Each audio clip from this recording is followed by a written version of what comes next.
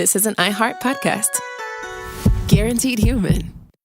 Hey folks, owning a home means one thing. Something's gonna break. AC, plumbing, fridge, and it's never convenient or cheap. That's where American Home Shield comes in. An AHS Home warranty can help protect your wallet from pricey breakdowns on even your oldest appliances and systems. And if they can't repair the covered item, they'll replace it. So check out American Home Shield and get 20% off any plan at ahs.com/SYSK and see promo details. See ahs.com/contracts for coverage details, including service fees, limitations, and exclusions. American Home Shield. Don't worry, be warranty. If staying in control matters to you, Wix gets it. That's why they created Wix Harmony. It's a website builder that helps create a business-ready site fast, while still allowing full control over every detail. Just describe what you want your site to do, or click and customize anything directly. Join millions of people who already use Wix and try Wix Harmony for free at wix.com/harmony.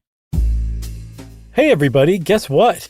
If you didn't hear already, it's time you knew. We're going back on the road, doing live shows somewhere near you. That's right. May 29th, 30th, and 31st, we will be in Medford, Mass., then Washington, D.C., then New York City. New York City? That's right. Following that up, we're going to be in Chicago on the 7th of August, Minneapolis on the 8th of August, and Indianapolis on the 9th of August.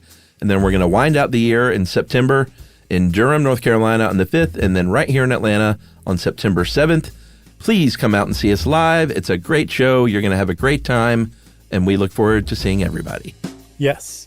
And for tickets and information, just go to linktree/SYSK Live or go to stuffyoushouldknow.com and click on the tour button. And we'll see you guys this year.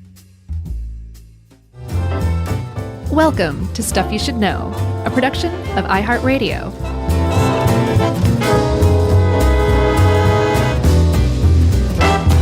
Hey, and welcome to the podcast. I'm Josh, and there's Chuck and Jerry's here somewhere, and this is Stuff You Should Know, the timely topical edition. We haven't done one of these in a while, Chuck. Yeah, Fight the Power edition. I guess so. Kind of seems that way, doesn't it? Like there's really very few ways to discuss this and not kind of come out on that side. Yeah, I'm kind of glad you picked this one because with all the talk of, food, grocery store prices and stuff, in the back of my mind, I've been thinking like, all right, I know there were some reasons for this, but I also wonder if they just raised prices a lot because they could. Right. And that's kind of what happened. Yeah, it sure seems that way. Like, I think kind of at the end of the day, the discussion over what we're talking about, which is called greedflation, which is a fairly new, catchy term, right? Yeah. The idea isn't that food companies made massive profits over the last few years, starting in the pandemic, right? Like, there's just basically no way you can argue that that didn't happen. It's been documented. The issue at hand is whether that constitutes something beyond the norm of capitalism, or is that just, that's what happens in a free market when there's, weirdness to it, Sure. That's the question in my mind. What it really comes down to is your interpretation of whether there's, I don't know, maybe some sort of basic moral responsibility for certain kinds of companies or companies that deal in certain kinds of goods to not just make as much money as they possibly can. Right. I don't know. I think that's the actual debate over it. Now, let me ask you this. Is it possible to be a person who says, I'm 1,000% behind capitalism and let it run amok, and that's just let it work itself out, and then also complain about food prices? Like, can those things coexist? Yes, those people are called the worst. Okay. So it can coexist. They're just I think so. People you don't want to hang out with. Right, exactly. Okay. Yeah, I think conversely, too, you can be totally pro-capitalist and still be like, the idea that it's just business is kind of amoral. Yeah, I don't think you have to pick one side or the other. I think that it's a little grayer than that. All right. Shall we jump in? Yeah, let's. So ultimately what we're talking about are increases in prices at the grocery store on levels that we just haven't seen before. Like, you're not crazy. The prices at the grocery store are bonkers. Apparently in 2022 in America, the inflation for food at grocery stores increased 11.4%. Then in 2023, it added another 5%. And that was, half, a little more than half of what the increase had been in 2022, but it was still double what the normal annual increase is of 2.5%. That's how much food typically inflates year over year at the grocery store. Instead, in 2 years, it inflated by almost 17%. Wow. Yeah, and there were reasons for this. Like, there's a standard narrative, which is there's just a handful of reasons that everybody points to and like, this is why. Yeah, and there's, we're going to talk, I guess, a little bit about kind of the standard explanations that we've been hearing for the past couple of years, which we're not saying is, bunk or anything like that. Because as you'll see, I think this is a pretty even-handed episode. We might get a little hot under the collar, but I think there's reason to be. So here we go. So one thing you will hear and have heard a lot is, the pandemic's obviously a big reason for all this. The biggest driver of it, and the disruptions to the supply chain, whether you were building a house or whether you were a food company marking up your goods, the supply chain squeezed out, it seems like, everything on the planet. And there were food item shortages, there were ingredient shortages, and that was one of the drivers for inflation. Yeah, even packaging shortages. Like, a good example is that caffeine-free Coke was temporarily discontinued because there was a shortage of aluminum, which meant that Coke had to basically ration their cans, and regular Coke sells more than caffeine-free Coke. So they just basically focused on Coke for a little while. Like, that caused a shortage. It was just that bizarre and meandering in some cases, right? Yeah, which had nothing to do with raising prices, but that's just a side note. Right. It's true. Yes, you're right. So people ate at home a lot more during the pandemic, obviously. So there was more demand. These goods were in shorter supply, and all of a sudden there's more demand for fewer of those goods. And that is just inflation 101 as far as how things get out of control. Right. And then, so if you are a processed food company, you have to use ingredients. And a lot of ingredients were scarcer, and the cost of the ingredients went up, right? So that means that they raised their costs because they raised the prices of their products because their costs increased. So their marginal cost, which is the cost to put everything together and deliver it and all that stuff, package it, increased, which means they increased their markup, their profit, which means you put those two together, the price increases in unnecessary kludgy economic terms. Yeah, and we're going to talk more in depth about this stuff, obviously, but usually if there's if it's not a pandemic and there just happens to be an ingredient that is getting squeezed, and so the cost of making a bag of Cheetos or something costs more, companies aren't going to be like, oh, well, we got to raise the price then. They'll just sort of absorb that to keep the prices kind of steady and keep things flowing. That wasn't the case during the pandemic, though. No, and Chuck, that is a key thing to understand is what we are seeing, those markups, the difference in the price and the cost of the companies pay to actually produce the product. We've just never seen anything like this before. Yeah. Economists are like, I've never seen anything like this before in my 40 years of studying, food delivery and food supply chain stuff. Yeah. And then people said, you've been studying that for 40 years? And the guy's like, yes, someone please let me stop. Exactly. And then another thing that we heard here and there was, people got stimulus checks. A lot of people did. When unemployment was just so staggering during the pandemic. So the government, issued these checks.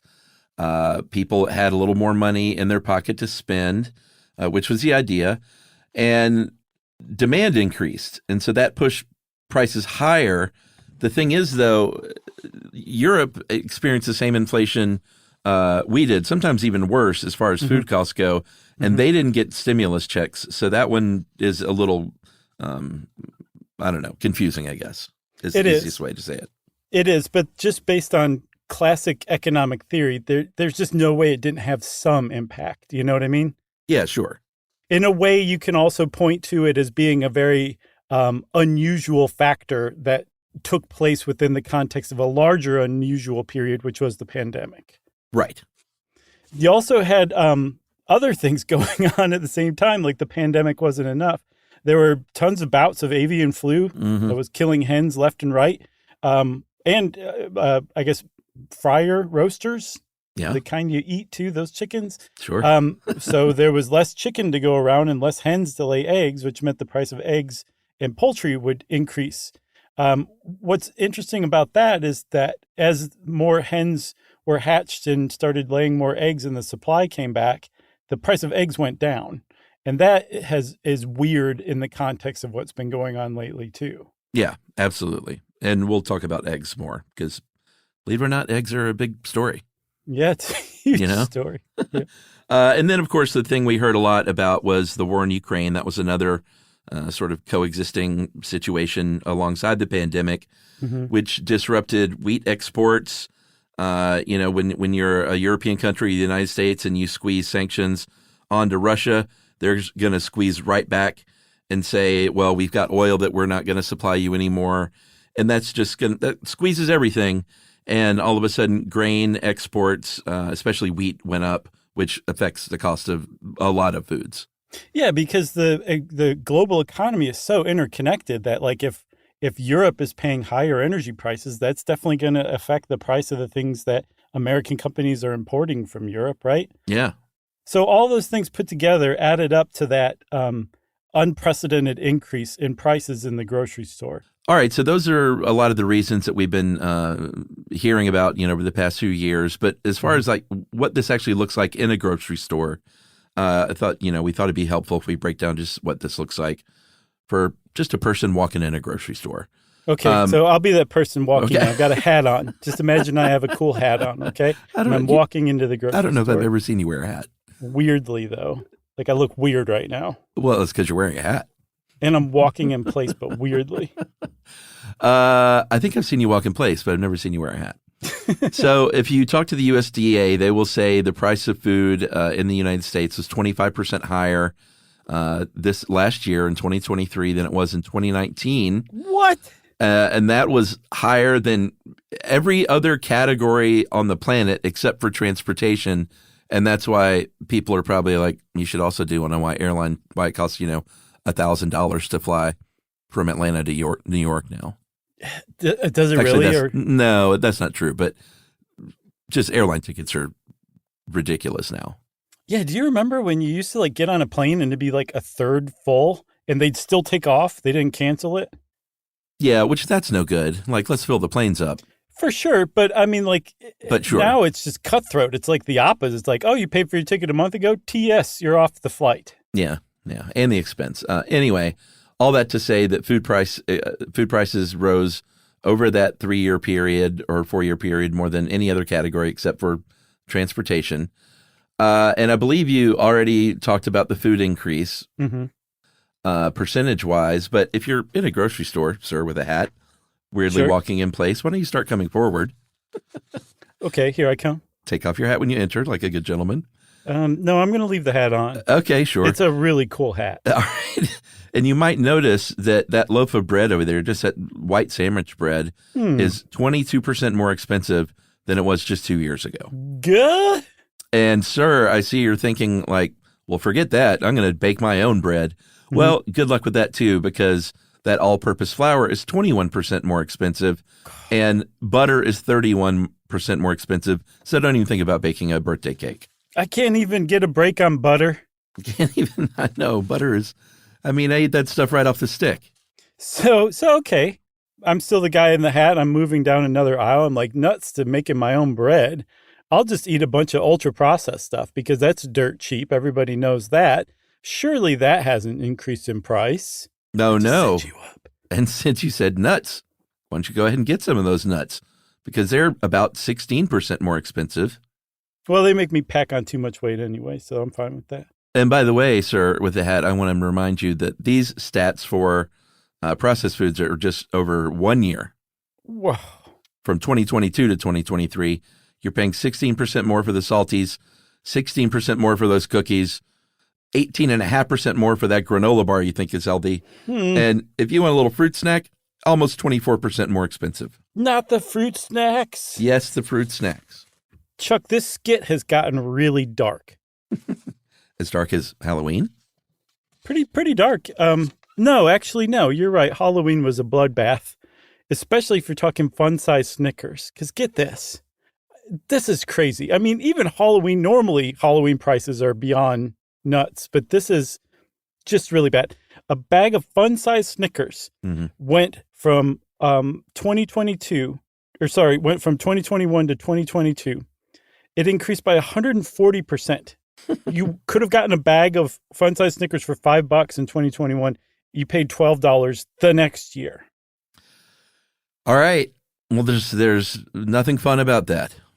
Okay, so the skit's over and scene, or end scene, depending on your view. And I'm going to keep wearing my hat, though, okay? All right, keep that hat on. That's a good setup, and we'll be right back with more.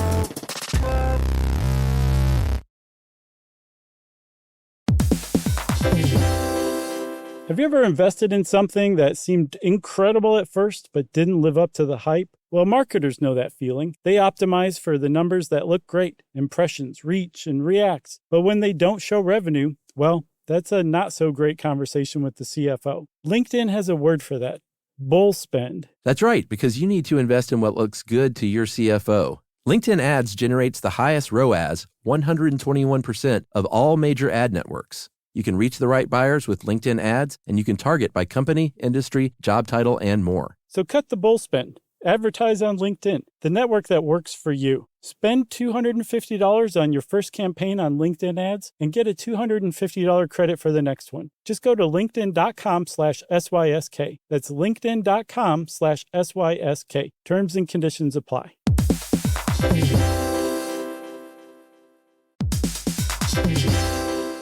Hey everybody, we're here to talk to you about Wayfair, who believes that spaces should be functional, they should be comfortable, they should be well-designed, and they can be well-designed by you with their help. Your updated space should feel more comfortable, inviting, and practical for everyday use. And we're talking about outdoor seating, we're talking about grills, we're talking about major appliances. If you need storage solutions, Wayfair can help you out. Patio lighting, rugs, decor. It is your one-stop shop for home. Yeah. I mean, it's getting nice out, so it's time to think about living outdoors for the next few months. And Wayfair knows that outdoor furniture, it's heavy, it's intimidating to assemble. So Wayfair has stepped in and said, we're going to handle the hard part so you don't have to. That's right. You can shop Wayfair Verified, your shortcut to the good stuff. And that means their team of product specialists are going to vet everything by hand using a 10-point inspection, testing things like, quality materials, functionality, and features, and even how long it takes to build that piece of furniture. And the overall experience save time, reduce hassle, and improved convenience. Patio season is here, and these deals won't last. So head to wayfair.com right now to get your outdoor space ready for way less. That's WAYFAIR.com. Wayfair, every style, every home.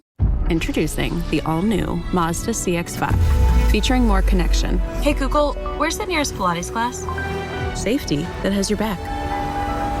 More discovery on the scenic routes. More passion in the details. And more control in changing weather. The all-new Mazda CX-5. More to move every side of you.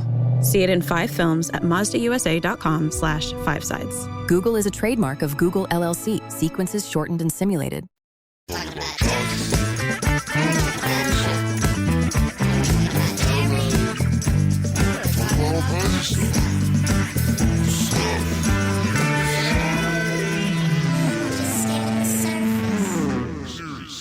Okay, so there's something to remember, too. Like, it sucks to pay a lot at the grocery store. But if you are a low-income family or a low-income country, it hits you even worse.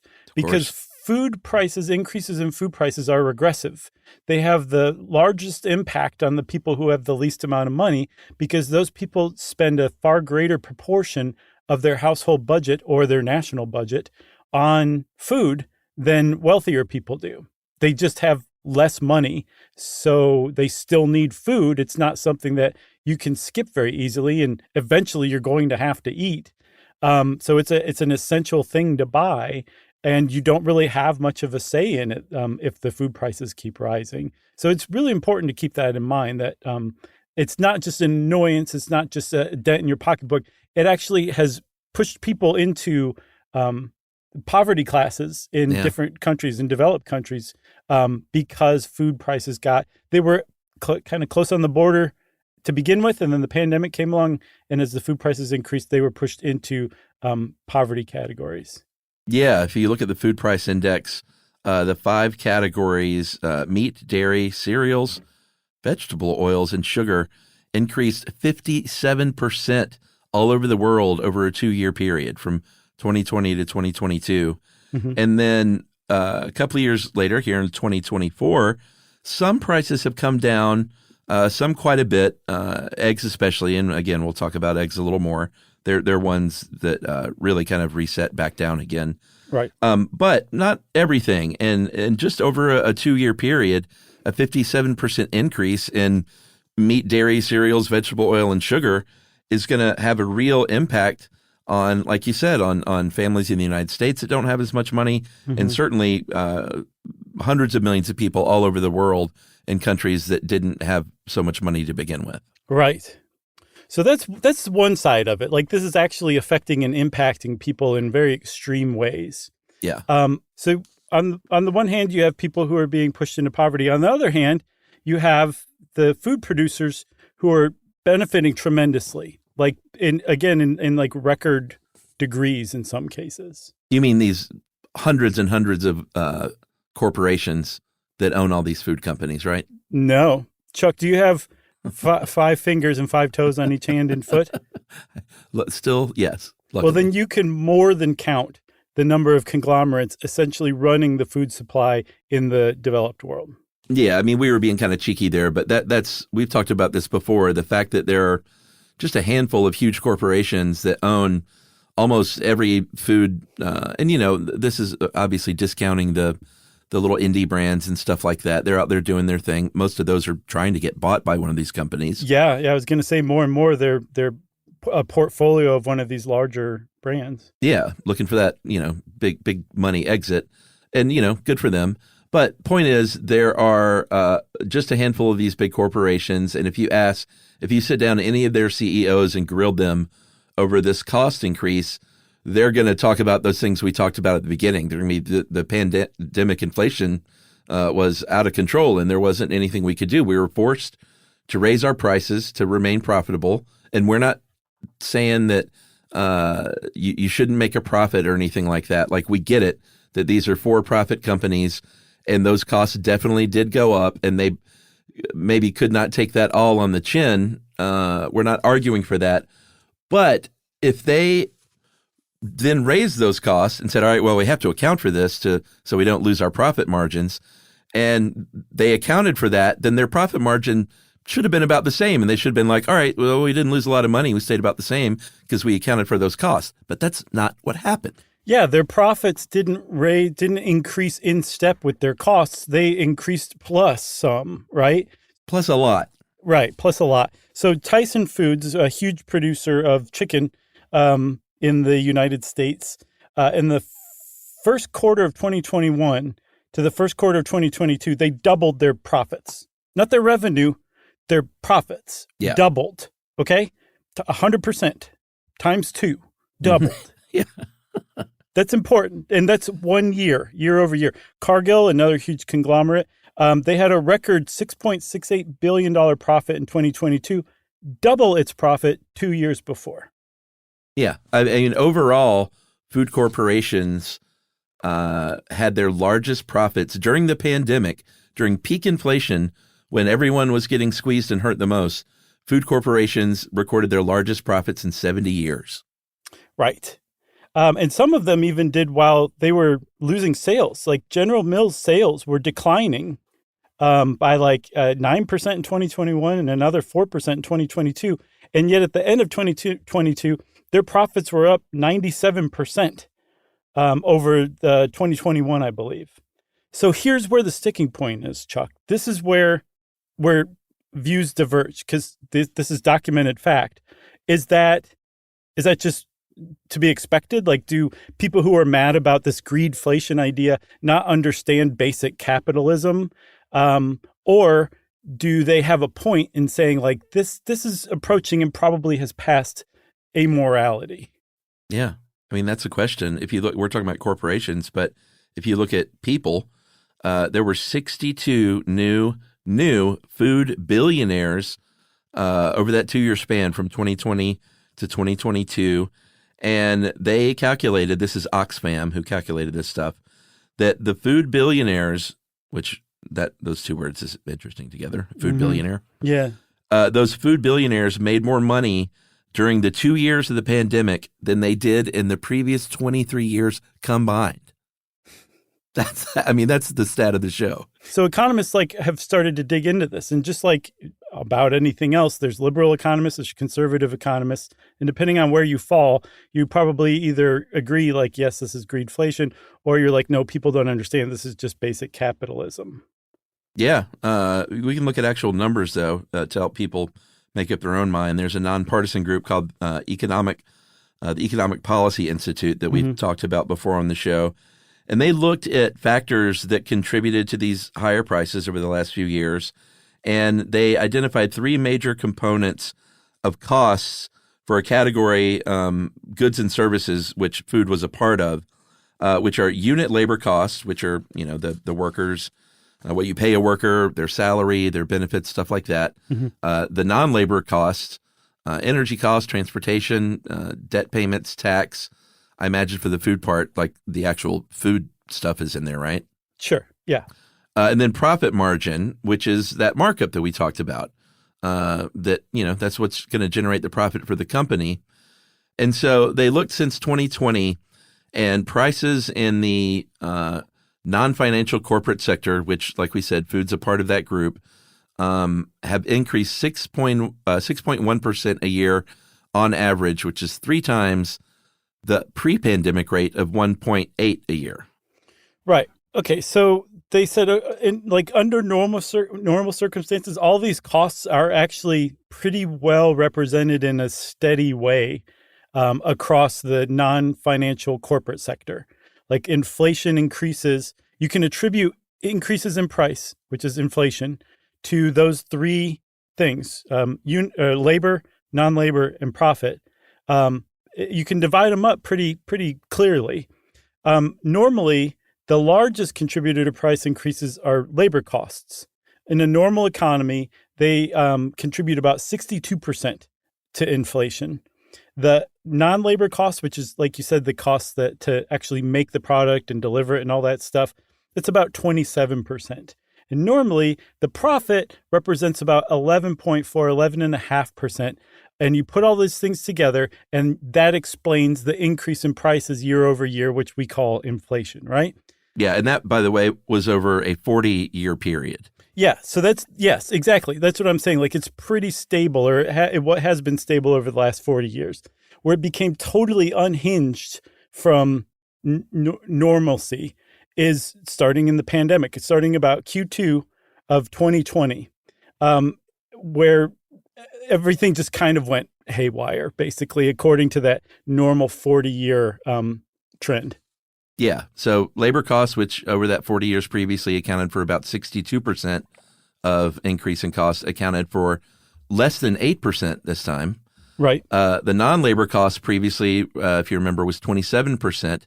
That is now 38%. So that's that narrative of the supply chains and Ukraine and all that stuff. That's what that increase in cost represents. Yeah. And then the what's coming, everybody, that 11.4% over 40 years of the markup of the corporate profit that accounted for an increase in prices went to almost 54%. Isn't that nuts? I mean, there it is. Yeah. So it's about 5 times the normal rate. During a pandemic, food companies made about 5 times what they normally make in profits on food. Yeah. The end. Can we stop? Pretty much.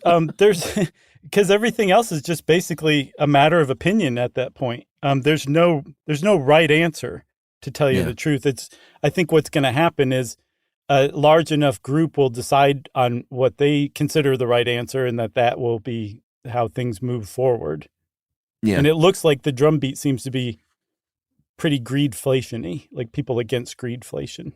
Yeah, and that, like you said, that's a pretty catchy word. There's an actual economics term. Like if you said, well, you can probably get away with saying greedflation in an econ class these days, but sure, everybody will think you're really cool. Previously, they'd say, "Look at the guy in the hat walking in place," saying things like greedflation. I'm back at it. The previous term for that was seller's inflation. There was a guy in 1958 named Abraham Lerner, an economist, who he's a Keynesian guy, and we've talked about the Keynesian approach to economics. And what was the other one? It's another guy. Milton Friedman, the Chicago school guy. No, I can't remember. Adam Smith. Yeah, that was it. The guy who came up with capitalism. Yeah. So those are sort of the general big two schools of thought. And Keynesians generally think that if there's a lot of inflation going on, that means there's too much money in the economy. And so the Fed comes in, they operate on the Keynesian theories, and they want to slow that inflation. So they'll raise interest rates to kind of cool things down and try and get people to instead borrow and spend to kind of save a little money. Yeah, and this actually can control inflation a lot. But what greedflation is showing us, and what some economists who study this kind of thing, seller's inflation, have known for a while, that kind of monetary policy can't control corporate decisions to increase prices.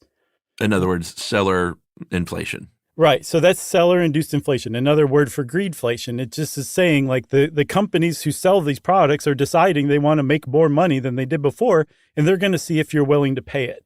Here's the thing, and this is why the pandemic changed everything. This is why the pandemic takes these standard economic narratives and theories and just turns them on their head in a lot of situations. And the reason why is in a normal economy where companies are competitive with one another, that urge to increase their price and make more profit is kept down from the concern that their competitor is going to keep their price the same. And so shoppers being very price sensitive, especially with food, will be like, oh, I'll eat this generic wheat flakes rather than Wheaties because it's $1 less. So I'm just going to go eat these from now on and just abandon Wheaties. They don't want that to happen. So they're really, really touchy about raising prices in a normally competitive economy.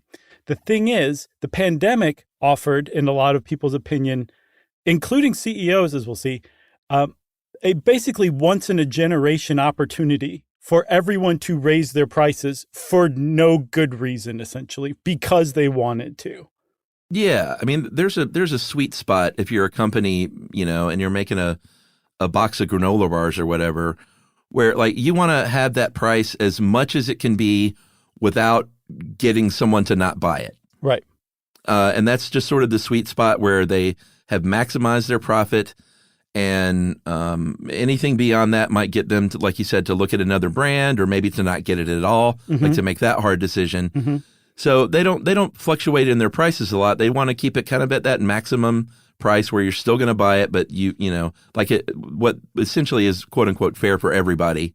But like you said, during the pandemic, and I don't think anyone is saying these like 5 or 6 corporations, like the evil heads of them, all got together on a call and said, on the count of 3, we're all going to raise our prices together.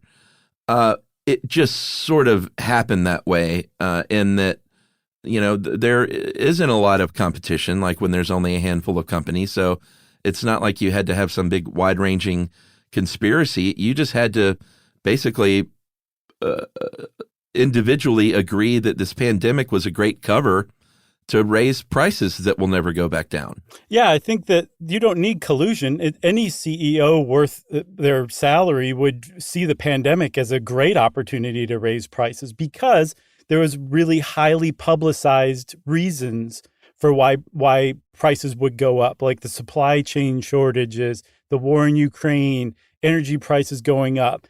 They had this cover. The pandemic gave them cover to raise their prices just because they wanted to. They didn't need to say, I'm going to do this. They knew that everybody else was going to do this at the same time, which provided additional cover. It decreased the risk that they were going to lose market share.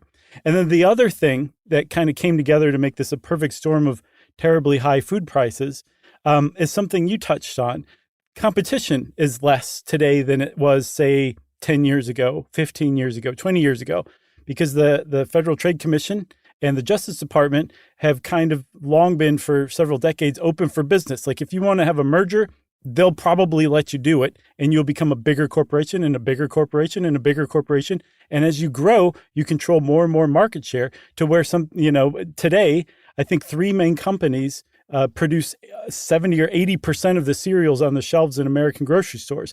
That's not competition. That really lowers the risk of losing market share because you control so many different brands. You can monkey with them as much as you want. So lower competition because of consolidation, plus the cover that the pandemic gave, basically presented this perfect opportunity for everybody to raise prices, basically in unison, essentially just to increase their profits.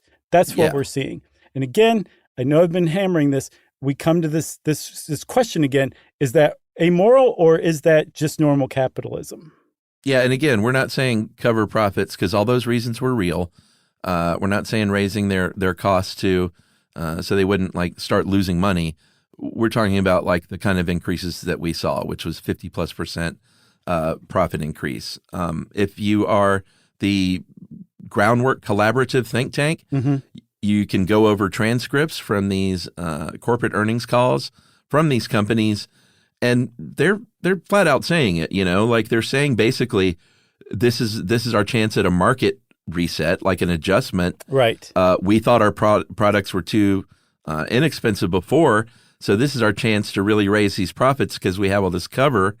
One of the execs at ConAgra even said the consumers will welcome the increased price, which is, I mean, if that's not just out of touch, like I don't even know what to say about that.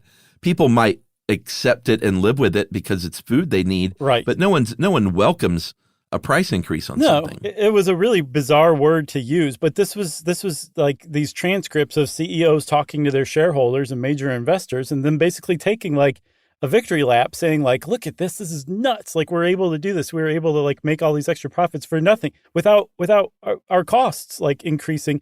We just raised our prices, and here's why."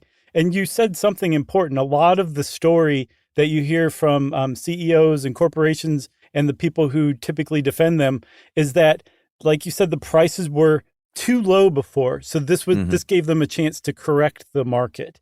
And then us continuing to buy these products at the higher price sends the signal to those companies like, okay, this is a fair price still. Like consumers are willing to pay this.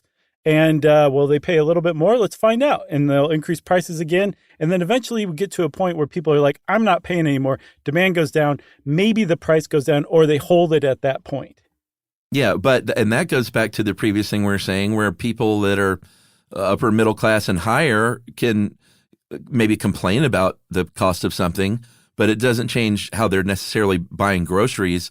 The people that are really getting pinched are the people at the bottom. And that's we've just seen it happen all over, from gas costs to food costs. Like I remember when gas, I can't remember when it was. I feel like it was in like the late 90s or early 2000s. Yes. When gas jumped like 50 or 60 cents over a year or two. Yeah. And I remember telling my friends at the time, like, it's never going to go back down. Because over the previous, maybe as long as there was gas, but over the previous at least decade or so, it fluctuated up and down like a nickel, 2-3 cents, up maybe as high as a dime, then back down again. And then it just ramped up like 50 cents. And I just remember thinking, I didn't even know why. I knew nothing about it. I just remember thinking this was, and what was it? Was it, was it 9/11 maybe? No, it was before that. There was something that happened and they took a huge jump. And I just remember thinking like, this is going to be the cover and the gas will never be below like $1.75 again or whatever it was. Right. Yeah. And so that's a really cynical view, but it's entirely possible. You're correct that it was correct. They used an opportunity to raise prices and maybe raise them beyond what they really needed to. And it came down, it fluctuated up and down, but it reset to a new normal, a new baseline. Yeah, that's what I'm trying to say. And it didn't really ever drop below that. And then that new baseline gave them an opportunity later on to ratchet it up to a new normal and so on and so forth. And under normal conditions, that's just inflation, right? Like the prices are supposed to grow over time. It's like a sign of a healthy economy, but it needs to be around 2-3%, something like that. What we're talking about is well beyond that. But that does seem to be what we're seeing here too. And at least one of the CEOs from their earnings call said something like, this is giving us a chance to create this new normal, to normalize higher prices, essentially. People are going to get used to it. Sure, we're mad about it. Sure, some people are being forced into poverty now. They'll get used to it. And the other terrible thing about it, Chuck, is that they're driving inflation. They're making everything more expensive. Like inflation is outpacing its normal rate because of higher prices. Some economists are like, nope, it's the other way around. But it seems to be lopsided this time, where the higher prices are causing higher inflation rather than higher inflation causing higher prices, at least in the food world. All right, let's take another break, and we'll talk about more of this stuff right after this.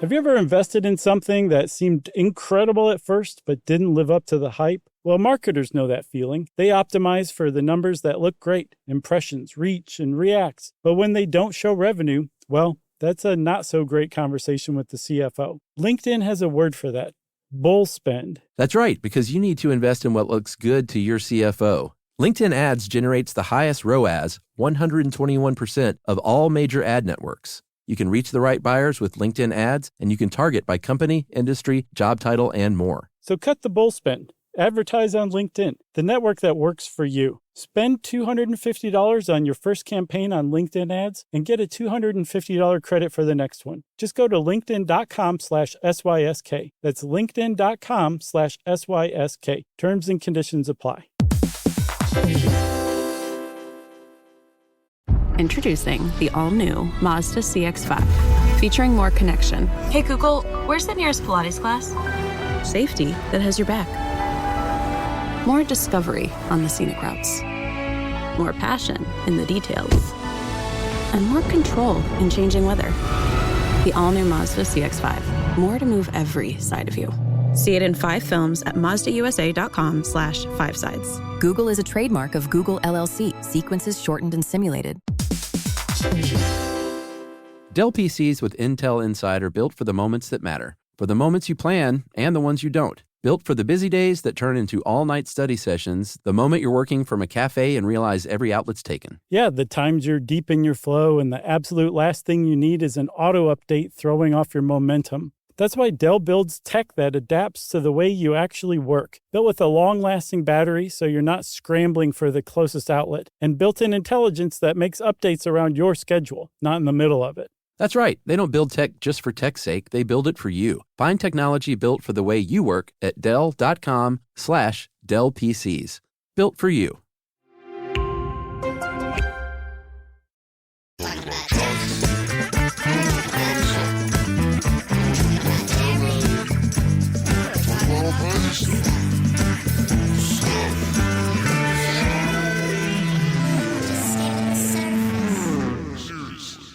So thus far, we've been leaving grocery stores kind of out of the conversation.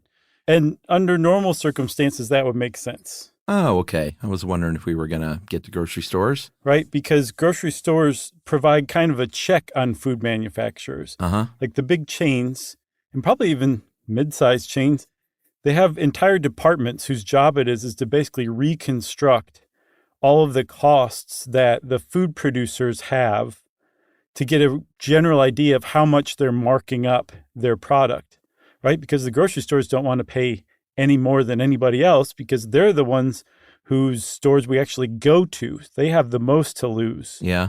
And then so normally that ends up being like a check on how much food companies mark up. Make sense?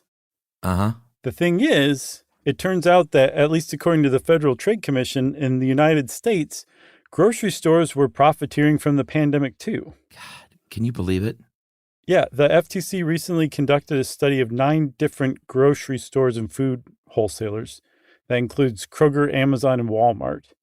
And they found that as an industry, they weren't able to get like individual company data, but they found that as an industry, their profits went up out of step with their costs. Oh, geez, here we go.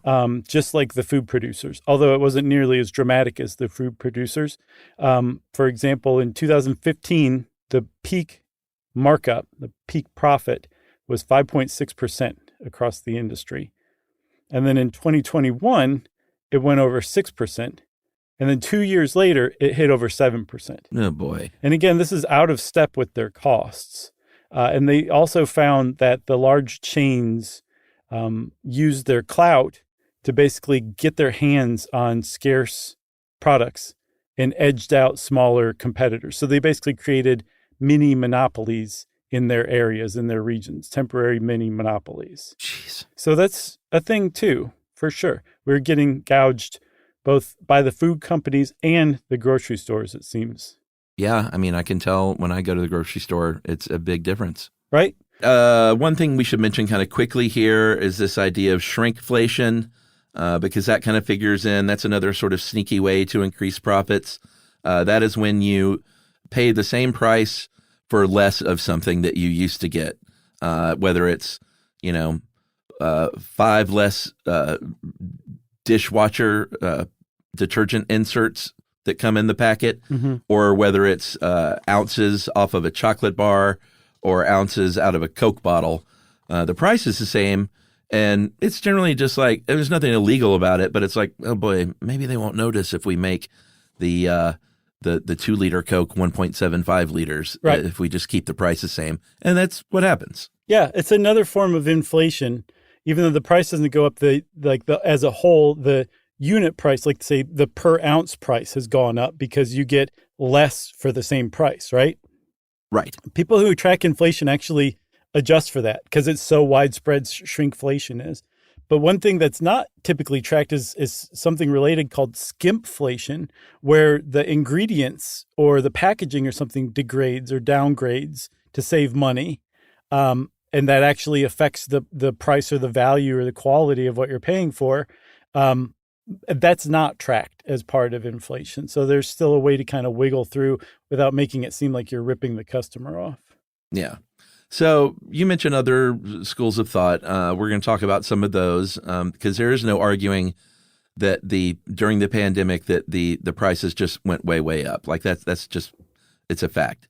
But there are economists at the Fed, the Federal Reserve Bank of Kansas City, that wrote a paper about these corporate profits during the pandemic.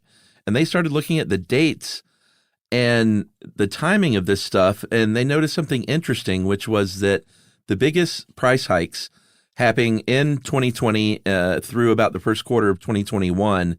And the inflation didn't get really bad until later on in 2021 and just devastatingly through 2022. Mm-hmm. And so the Kansas City economists basically said that they raised these prices early because they thought they saw the future, that higher costs were coming down the line.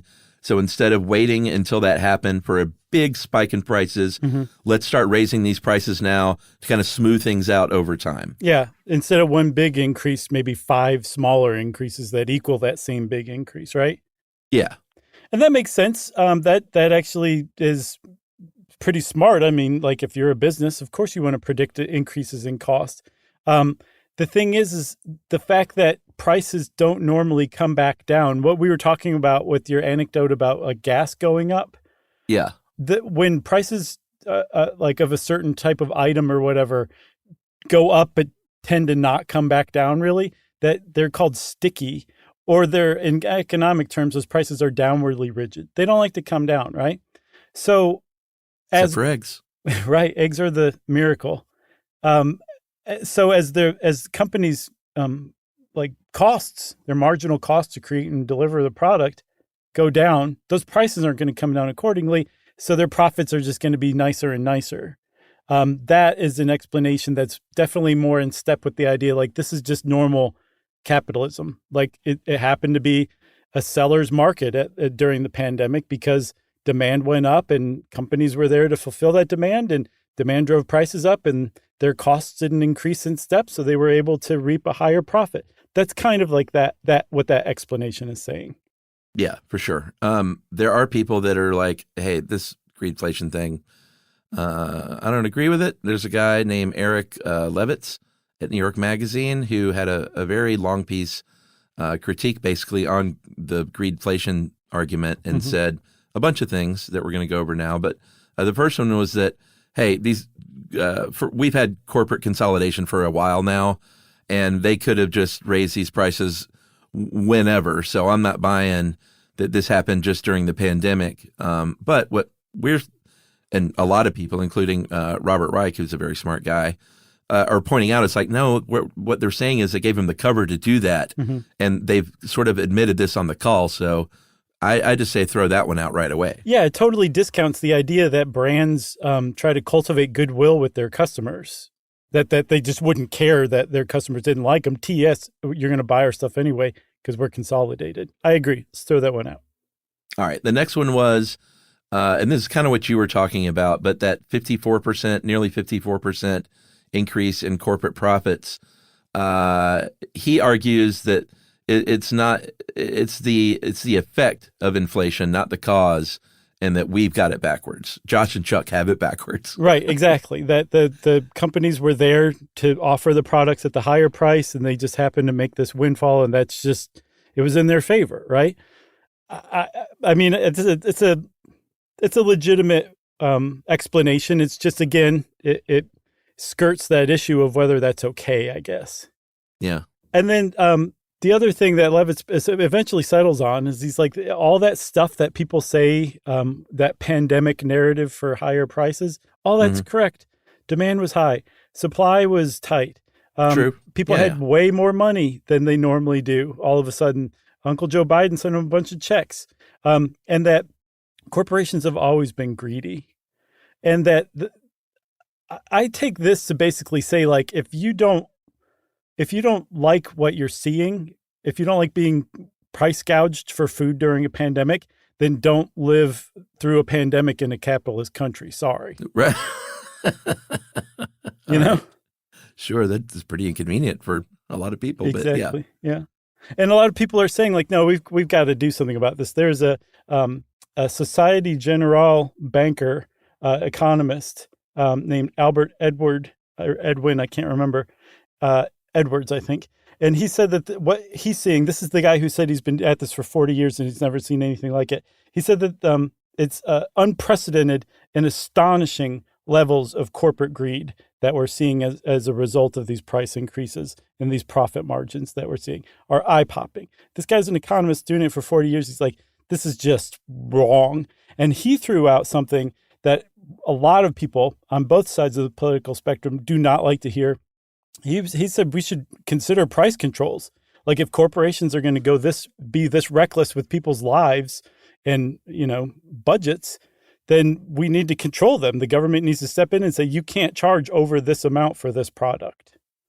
Yeah. And I mean, there are even like super capitalist Keynesian economists who agree about part of that, which is like, hey, if there's a real bottleneck of a commodity that only a handful of people control, you should cap that commodity price so they don't get together and gouge people when there's a real squeeze on like a particular specific thing.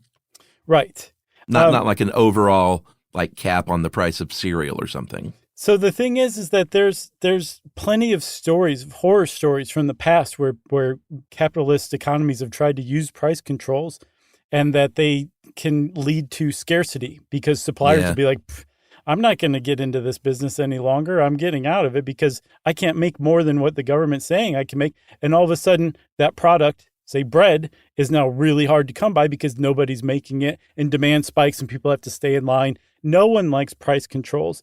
But there's not a lot of alternative ideas. Like there's this sense of helplessness in everybody who tends to rely on the federal government to solve like major, massive problems like food suppliers gouging customers. you got basically either price controls or, to me, the more legitimate answer, which would be to tax those windfall profits at a higher rate. Like, okay, if you're just doing like the normal capitalist thing as a corporation, and you can't help it, that's just what your profits are. If it's, say, during a pandemic or during a crisis where people are really hurting and you're making these profits, we're going to tax above, X percentage higher than everything below that as your profit. Now, is that like during a specific time, or is it like a specific like percentage increase in profits triggers it, or both? I think both. I think if you have a situation where normal competition is just kind of like gone haywire for some reason, say like the pandemic, then it would probably kick in because windfall profits are a real possibility. And then say anything over, a 20% increase in profits is going to get taxed at 90% or something like that. Like, yeah, you can make the profits, but we're going to take way more of it because we got to help out these people who are hurting while you're benefiting. We need to keep things a little more even than these guys are benefiting, these guys are starving, which is the current narrative. What you're forgetting, though, Josh, is when corporations have these huge windfalls of profits, they pass that along to their employees by raising their wages and to the consumer eventually too, right? Sure. Isn't that how it works? Yeah, they drop their prices, right? They just don't keep that for themselves, right? No, not at all. No. Well, that's the problem. Like, that's where a lot of people are like, okay, we need to figure out just even the basic structure of corporations. If the point of a corporation is to maximize profits for shareholders at all costs, at the expense of the economy, at the expense of people's lives, health, well-being, there's something inherently broken about that, and we need to fix that. Yeah. And if you ask me, I don't think there's anything inherently problematic about capitalism. I think people who don't care enough about other people or the planet or something like that have been allowed to come to power over the years, and they're the ones who seem to represent capitalism more than others. But I don't think that's necessarily like a pure capitalist format. I think it can be much more accommodating of the planet and of other people without reverting to socialism or communism or anything like that. You can still have a capitalist economy, but why can't you also be like, you're making way too much money and people are starving because of all this money you're making. We need to help these people out with some of that money, so we're going to tax it. It just makes sense to me. I understand that a lot of people revile that, and I'm not trying to shove my opinion down anyone's throat. It just, that particular answer makes sense to me because this does seem like just such a haywire, weird situation. Yeah, and this is especially sort of triggering for humans because it's food. We're not talking about, luxury items or, other weird kinds of inflation this is something that people literally need to live everywhere. Right. Like recreational pontoons aren't what we're talking about, like it's really important stuff for sure. Yeah. I agree. I think that makes it a different conversation than if we were talking about a different commodity or different. It seems like it, but geez, I'm sure we'll hear from people that say that we don't know what we're talking about. And oh man, we're going to get some ugly emails from people. Yeah. It's fine. We can deal with it. But those people don't complain about the cost of food, I'm sure, right? You have a right to your opinion, We have a right to our opinion too. So don't get mad. You can share your opinion with us, but don't get mad at us for sharing ours. Yeah. We're just people. Yeah. We don't have we never took some oath of neutrality. Right. To be podcasters. I think people think that sometimes. Right. Yeah, for sure. We're just a couple of regular dudes, one of whom is wearing an awesome hat right now. Walking in place, weirdly. You got anything else? No. Well, go forth, everybody, and decide, is greedflation an evil thing or is it just normal or what? And if you have other solutions to the idea or the problem, then I would love to hear those. Send them in. And in the meantime, I say, Chuck, it's time for listener mail. All right. Hey, guys, just want to say thanks for keeping me entertained. Since the pandemic, I've been the office random facts guy. I'm already that guy. Wait, like this guy sends random faxes to people? No. FACTS. Gotcha. Yeah. That'd be funny, though. That's a good bit. People just hear that sound, that fax sound, and they're like, oh, God, Gary's at it. Not again. I'm sorry, it's Daniel. I'm already that guy when it comes to a lot of the things I treat, but now it's about all things.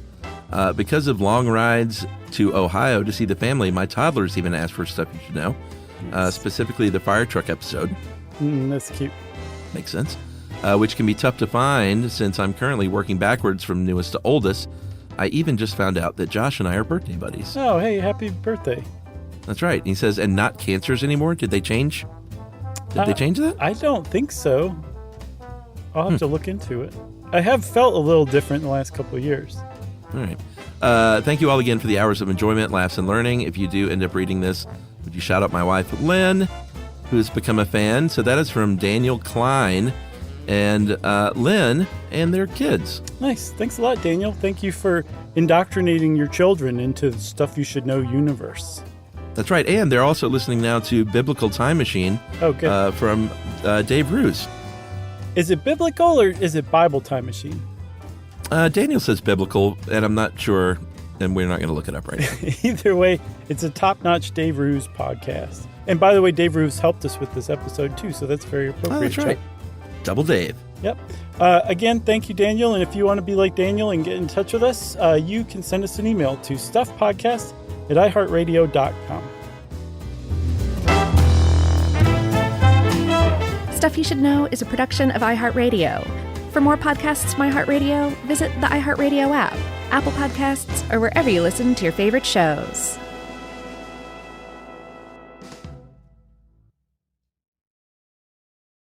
Geico presents a 30-second podcast between your podcast. Today's story is shared by one of our listeners. It's called Betrayed by Bill. It was in that moment I caught who was staring back at me in betrayal, or more like what? My insurance bill. With trembling hands, I grabbed my phone and switched to Geico, saving about $900 in the process, and never to be betrayed again.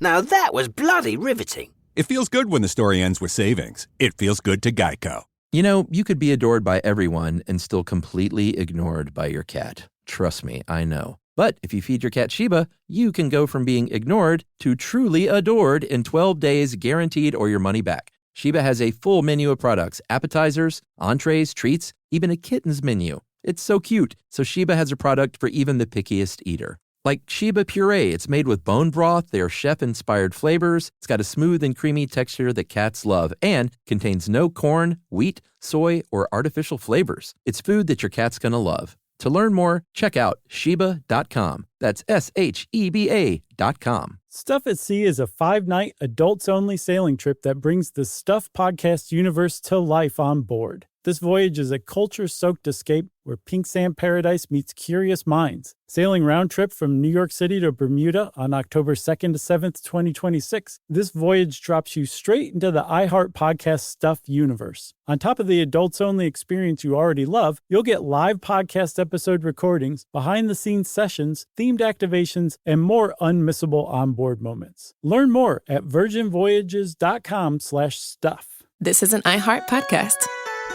Guaranteed human.